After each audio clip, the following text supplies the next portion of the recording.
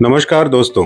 आज हम आपको सुनाने जा रहे हैं भगवान श्री कृष्ण और कंस की अद्भुत कथा।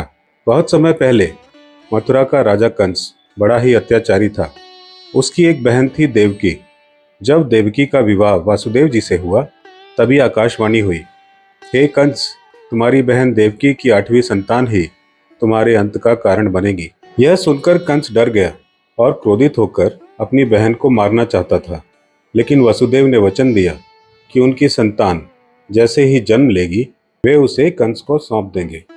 कंस ने दोनों को कारागार में बंद कर दिया। जैसे जैसे देवती की संतान जन्म लेती कंस उसे तुरंत मार देता।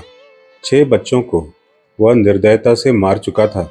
जब 8वां बच्चा पैदा होने का समय आया तब अर्धरात्रि में भगवान विष्णु ने देवती और वसुदेव के कारागार में जन्म लिया। उस समय चारों ओर दिव्य प्रकाश फैल गया।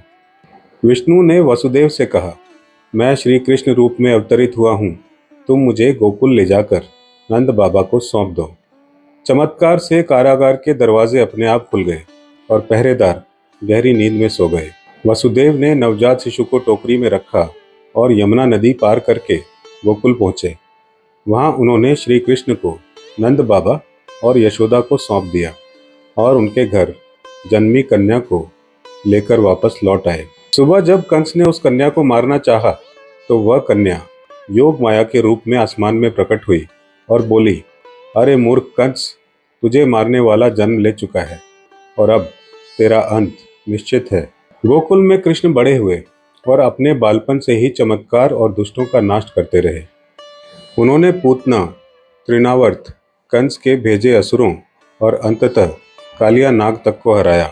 जैसे जैसे कृष्ण बड़े होते गए कंस को उनके अस्तित्व का भय सताने लगा। आखिरकार कंस ने अखाड़े में कृष्ण और बलराम को मथुरा बुलवाया। वहां कृष्ण ने अपनी अद्भुत शक्ति से सबसे पहले हाथी कुवलिया पीड़ का वध किया। फिर उन्होंने कंस के पहलवान चाणूर और मुष्टिक को परास्त कर दिया। फिर श्री कृष्ण अखाड़े से कूदकर सीधे कंस के राज सिंहासन पर पहुंचे।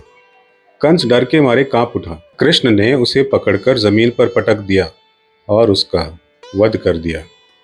कंस की मृत्यु के बाद मथुरा की प्रजा अत्याचार से मुक्त हो गई। लोगों ने श्री कृष्ण का जयकारा किया और उन्हें धर्म का रक्षक और युग का महानायक माना। दोस्तों, ये कथा हमें सिखाती है कि अत्याचार और अधर्म कितना भी बलवान क्यों ना हो, अंत में सत्य और धर्म की विजय होती है।